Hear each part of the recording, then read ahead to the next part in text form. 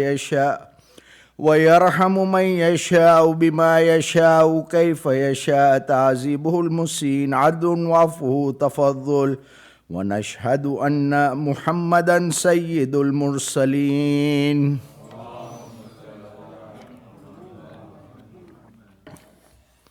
وخير المبشرين والمنذرين صلى الله عليه وآله الهداة المهديين من ركب سفينتهم نجا واهتدى ومن تخلف عنها ذل فغرق وهوى أوصيكم عباد الله بالاعتصام بالتقوى فإنه حبل متين وعروة الوثقى قال الله سبحانه وتعالى في كتابه المجيد وفرقان الحميد بسم الله الرحمن الرحيم يا أيها الذين آمنوا أطيعوا الله وأطيعوا الرسول وأولي الأمر منكم آمنا بالله وصدق الله العلي العظيم. Assalamu alaikum wa rahmatullahi wa barakatuh. Our discussions have been on this ayah of Surah An-Nisa, the ayah number 59, in which Allah says, O you who believe, obey Allah and obey the Messenger and those who have been vested in authority from among you.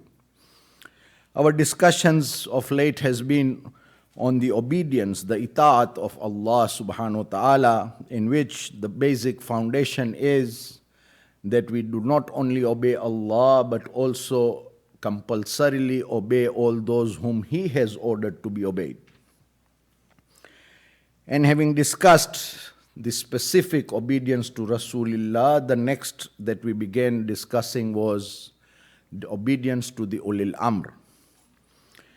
Now, when we look at the Ulil Amr, we have discussed last time that the Ulil Amr do not receive wahi. And at the same time, they do not legislate and or abrogate any laws of Islam that Allah sent through His command or Rasulullah Muhammad Mustafa sallallahu alayhi wa alihi wasallam expounded upon them and laid the foundations for it. So the ayah here emphasizes that there is no room for dispute with the Ulil Amr. But if there is a dispute amongst the believers, then they would refer to the Ulil Amr, who will only show them what Allah and the Sunnah of Rasulullah is in that matter. So they do not legislate or abrogate any law. And we have to now identify who these Ulil Amr are.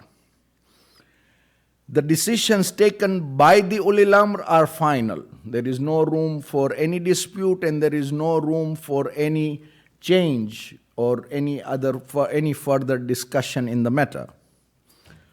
So when we see this, the ayah is addressing Ya ayyuhalladhina amanu. So it is first only for the believers, all those who have brought faith.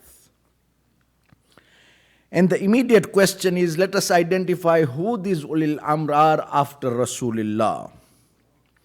Now, there are principles that we have already discussed, like they do not legislate and abrogate any laws, and obviously, therefore, the Ulil Amr are themselves those who have not only brought faith, but are also who also practice all the requirements of faith as well.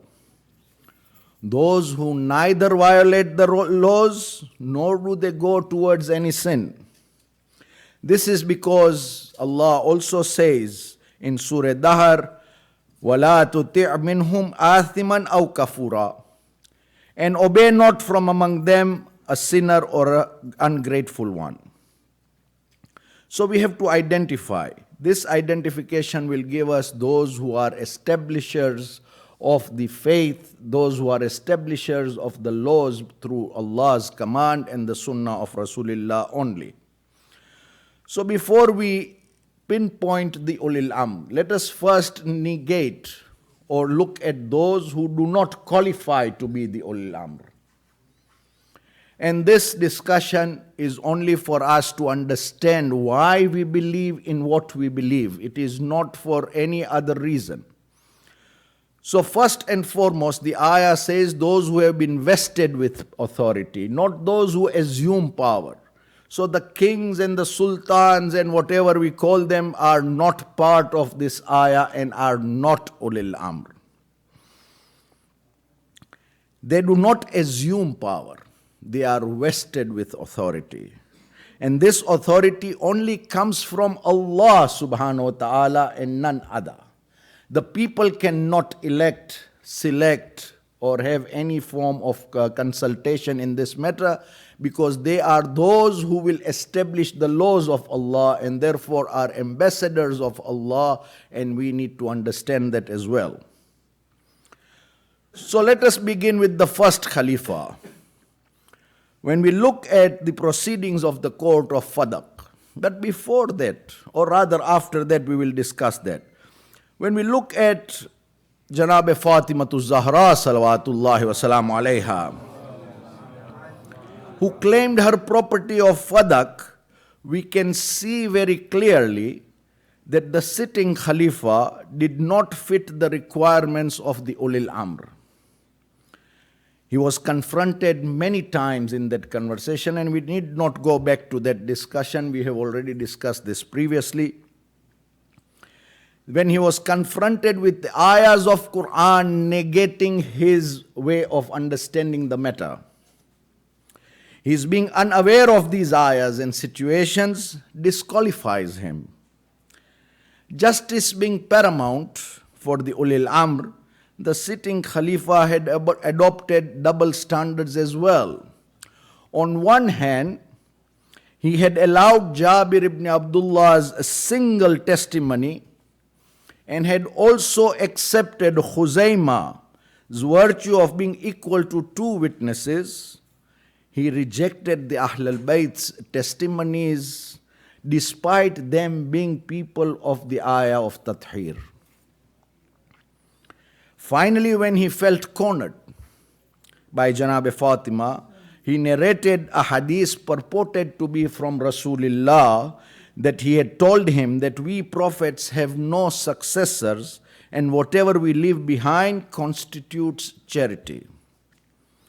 This hadith directly contradicts the Quranic ayahs, as Janab Fatimatu Zahra salamullahi alayha proved to him in that same conversation and in her argument towards getting her rights, and therefore he is again not qualified for that position. For that matter, Abu Bakr himself said that I have put on a cloak that did not fit me. He has even said in his opening statement when he took up the Khilafah after Saqifa that I have a shaitan with me. If he misleads me, it is for you, the public, to guide me. And if I do something wrong, you correct me. There came a time, very soon, that there was an announcement made by the same Khalifa that all those who have written any hadith from Rasulullah should bring it to us so that we may publish it. Though their intention was never to publish it, and it is said in history that there were 10,000 plus ahadith that were brought to the Khalifa. He just got them all together and burned it off. So this is one part of it. When we look at the second Khalifa, Umar ibn Khattab, there are many instances that can be quoted that does not qualify him to be calling himself an Ulil Amr. Ulil Amr, as a principle, cannot legislate and or abrogate any laws, as we have said it amply enough. The authority only extends up to implementing the law in a practical format. The very fact that the second Khalifa announced that I have abrogated the law of Muta and the law of Tawafun Nisa, although Rasulullah had allowed it and had legislated it, disqualifies him. It violates the terms of his authority. On another occasion, when he was asked about the absence of water, when there is no water for wudu, what should one do? He simply said, you do not need to pray at that time. directly contradicting the Quranic command of tayammum. And by the way, the wudu's method is not in the Quran, but the tayammum is there in the Quran. As for justice, which is paramount for the Ulil Amr also, there are several occasions when he had resigned, when his verdicts were resigned because Amir al-Mu'mineen Imam Ali ibn Abi Talib salawatullahi wassalamu alayh intervened and explained him the reality of the law. On one occasion, he had ordered 5 people to be stoned to death for fornication. When Amir al-Mu'mineen alayhi salam was told, he intervened and gave different verdicts for each 5 of the defendants. It's a long thing that inshallah when we get an opportunity we will discuss. On another occasion, he ordered a pregnant woman to be stoned to death because of the same fornication. But when Amir al-Mu'mineen intervened and explained to him that whilst the woman deserved the punishment, he had no authority over the unborn child in the womb. A very common statement of this Khalifa is recorded by both the Shias as well as the Ahl Sunnah. It says, women are incapable of giving birth to a man like Ali. If Ali had not been there, Umar would have perished. And he had a consistent dua to Allah when he said, may Allah not let me live so long as to face a difficult problem which Ali is not present to solve. This shows how we do not qualify these khulafa, and inshallah we will look at the third and the fourth as well, inshallah next time. But when we look at Amir al-Mu'mineen's statement, in khutbah of Shikia, Amir al-Mu'mineen says, the first one put the clock that did not fit him and then returned the favor to the second. It is strange, Amir al-Mu'mineen says, that during his lifetime, that is Abu Bakr's lifetime, he wished to be released from the Khilafat, but yet he confirmed it for the other one, that is Umar, after his death. No doubt, Amir al-Mu'mineen says, one who is the one who gave shahada of the risalat of Rasulullah says, no doubt. The two shared its udders, the udders of Khilafah, strictly amongst themselves. Mistakes were in plenty, and so also the excuses that came thereafter. Consequently, he says, by Allah, people got involved in recklessness, wickedness, unsteadiness, and deviation. We ask Allah subhanahu wa ta'ala to grant us the tawfiq to be on the path of Sirat al-Mustaqim, the path of those upon whom there is blessings, not the path of those who have gone astray. Ameen ya Rabbal Alameen. Bismillah ar-Rahman ar-Rahim. Qul huwallahu ahad Allahu samad. Lam yalid walam yulad walam yakul lahu kufuwan ahad.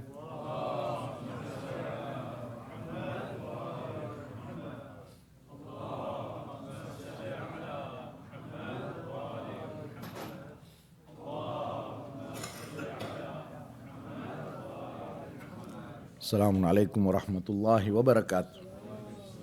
A'udhu billahi minash shaitanir rajim. Bismillahir rahmanir rahim.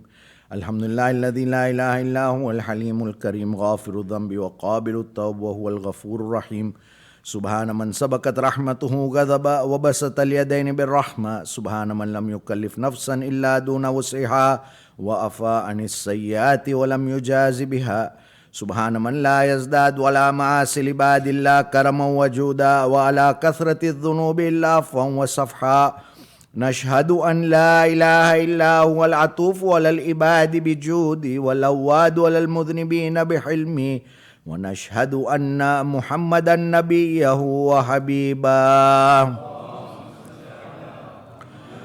سيد المرسلين وشفيع المذنبين بعثه رحمة للعالمين صلى الله عليه وآله الداعين إلى سبيل الله بالحكمة والموعظة الحسنة قادة الأمم وأولياء النعم ومعدن الرحمة Mu'mineen, couple of weeks back we began discussing a very important hadith from Rasulullah Muhammad Mustafa sallallahu alayhi wa alihi wasallam, when he told us, and we can count this also as his dua, and his dua is never rejected by Allah.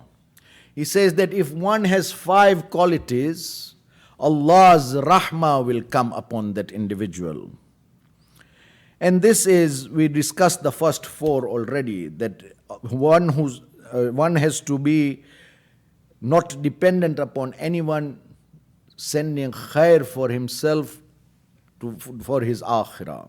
Meaning we need to struggle and strive ourselves to send forward whatever we want in our akhirah at the time of after our hisab. The second is to be moderate in every aspect, including our charity, not be extravagant nor be miserly. The third is being truthful in all matters. Lying, even in jest, has been condemned and has many disadvantages, negative for our spiritual development as well as a humiliation for our worldly life. Finally, we also discussed that we need to be an owner of our desires and not a captive of them. The need to identify and differentiate between our needs and our wants. Otherwise, we will have nothing but worry, greed, and unfulfilled desires, which will result in only grief and distress, as explained by Amir al-Mu'minin alayhi salam. The fifth one is the quality that attracts mercy of Allah is being in control of our nafs. Our nafs is either nafs ammara or nafs lawama or nafs mutmainna. Nafs ammara is one that we see. Before we look at nafs ammara, let us look at the faculties of the soul. Allah has granted it 4 faculties. And the first is anger, desires, and the third is imagination. However, these 3 faculties of a human soul can travel and take us towards sinning and towards perdition. It can go haywire. It is prone towards sin.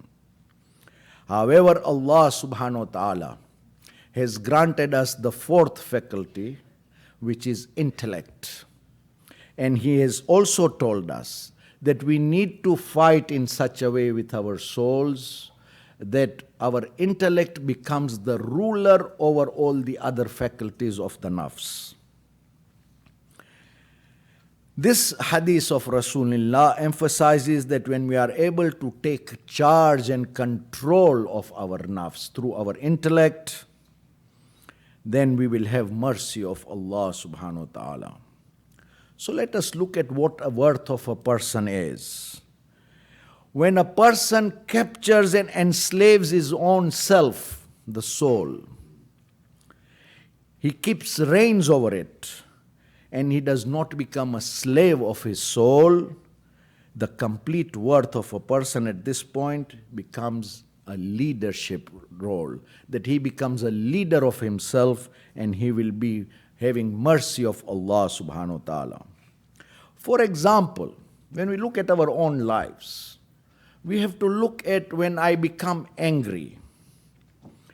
Is my tongue in my control when I am in anger, or do I just say and blast out everything that comes to my tongue or my mind? This is where intellect becomes a test for our intellect. If I can control myself, whether in speech or deeds, even when I am angry rightfully, then my intellect has taken over as the ruler of my anger.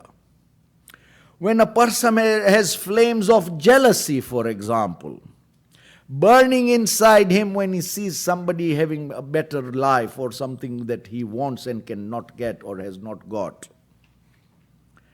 is my iman and faith overpowering that test of jealousy or not? In short, the worth of a person is that we are at a crossroad. There are two distinct roads. There is one that goes and points straight towards Allah, whilst the other has many branches and will get us lost and will take us towards perdition and hell. When we look at Nafs Ammara, when ulama say that this man has done a lot of work on his soul, what does it mean? It means the person has fought against himself such that he is now in charge of himself. This fight is such that he has fallen many times, yet he picks himself up and continues to fight till such time that he is now in full control. So how do we get there? How do we become controllers of ourselves? The first and foremost, or rather the foundation of that, is seeking knowledge, but not only seeking knowledge, implementing that knowledge in our lives. How do we do that? To be able to be successful in this world as well as the hereafter, we see that we need to read the Quran every day. We need to understand the Quran every day by reading the tafasir, not by making up our own interpretations. Not only that, we need to also implement what we read from the Quran slowly and steadily. The recommended is 50 ayahs per day. But if I can do one in a day, it will move a long way. Our aim also is to seek knowledge from the ahadith and the traditions of the Ahlul-bayt. Thereafter, transfer this knowledge into our mind and take energy from it and power from it, and finally implement those teachings. The ahadith of the Ahlul-bayt make it easier for us to implement the commands of Allah that are in the Quran. But many times we see we lose control over ourselves. Many times we hear this and we all discuss this. Everyone, myself and every one of us included. We say we know that this is wrong. What I am doing is wrong, but I cannot prevent myself. I cannot stop from sinning. When we come to such a situation in our mind, we have a beautiful hadith from none other than Abu Abdullah al-Hussein salawatullahi wa salam alayh, which is very practical. If we can remember this hadith consciously, subconsciously, and make it our attitude, we will be successful. A man comes to Abu Abdullah and he says, I am a man who commits a lot of sins. However, I am unable to stop sinning. What do I do so that, give me something that I can do so that I may stop sinning? I am not sure, it does not say here, but it may be that he wanted some ta'weez. Imam does not give him a ta'weez. Imam gives him 5 principles. He says, I will give you 5 principles. If you can overcome any one of the 5, sin as much as you want. And the man is perplexed. He says, I came here to seek something for not sinning, and Imam is telling me he's going to give me a recipe to be able to sin as much as I want. So he says, tell me, Ya Abu Abdullah, and he says the first and foremost is, do not eat the rizq of Allah and sin as much as you want. 2, he says, secondly, go into a place which does not belong to Allah and sin as much as you want. The third, he says, go to a place where Allah does not see you and sin as much as you want. Fourth, he says, that when the angel of death, Malakul Maut, comes to you to pick you up, tell him I am not coming, and sin as much as you want. And finally, when Malik, the angel of hell, drags you towards hell, say I am not coming. Imam says if you can overcome any one of these five, then sin as much as you want. Imam has given us 5 principles that we should be conscious of at all times whenever we feel like sinning or going towards disobedience of Allah subhanahu wa ta'ala. That we are eating the rizq of Allah and there is nothing else and no one other than Allah who gives us a rizq. When we look at the dominion of Allah, la yumkinul firaru min hukumatik, we recite every Thursday and remind ourselves that there is no escape from any place from Allah. There is no place on this earth where Allah does not watch me. He is nearer to me than my jugular vein. The 4th is there is no power when the angel of death comes to me. And finally, when Malik will drag me because of my sins towards hell, I have no authority, no power, or no strength that I can resist him. These are 5 things. If we can remember consciously, inshallah, we will be able to not sin and be not in the disobedience of Allah. We ask Allah subhanahu wa ta'ala to grant us the tawfiq to be in His obedience at all times, and shun all disobediences at all times, and have the sincerity of intentions at all times. Ameen ya Rabbal Alameen. Bismillah ar-Rahman ar-Rahim. Inna Allaha wa malaikatahu yusalluna ala nabi. Ya ayyuhalladhina amanu sallu alayhi wa sallimu taslima. اللهم صل على سيد المرسلين وشفيع المذنبين نبينا محمد صلى الله عليه وآله وعلى إمام المسلمين وقائد الغر المحجلين أمير المؤمنين علي بن أبي طالب وعلى سيدة نساء العالمين وبذة خاتم النبيين سيدتنا فاطمة بنت رسول الله وعلى السبط الرحمة وإمامي الهدى الحسن والحسين سيدي شباب أهل الجنة وعلى أئمة المسلمين علي بن الحسين ومحمد بن علي وجعفر بن محمد وموسى بن جعفر وعلي بن موسى ومحمد بن علي وعلي بن محمد والحسن بن علي عليهم الصلاة والسلام. اللهم صل على مولانا صاحب الزمان. ما هي آثار البدع والطغيان هادي بابن الشرك والنفاق حاسدي فروع البغي والشقاق صلوات الله والسلام عليه وعلى آبائه الكرام ما اتصلت الليالي والأيام. اللهم عجل فرجه وسهل مخرجه وخل ناذرنا بنظرة منا إليه واجعلنا من المستشهدين بين يديه وتفضل على أمرائنا المؤمنين بمزيد التوفيقات وازدياد الإقبال وألو الدرجات. اللهم افعل بنا ما أنت أهل ولا تفعل بنا ما نحن أهل بجاه محمد وآله المعصومين صلوات الله عليهم أجمعين. بسم الله الرحمن الرحيم.